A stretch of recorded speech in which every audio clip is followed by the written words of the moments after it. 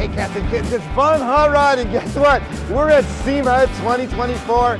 We are having a blast. This industry is amazing. The motorsports industry, there's no end in sight. Petrol runs through our veins.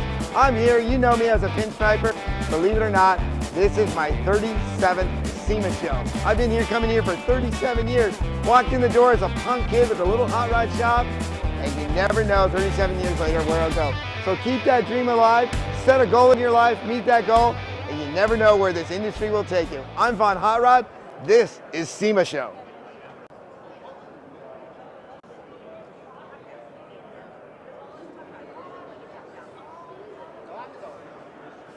Okay, cats, we're back. So, what I do here at SEMA Show is pinstripe anything that gets in the way. If it moves, I'll tape it down. So right now we're gonna do a buyer's badge.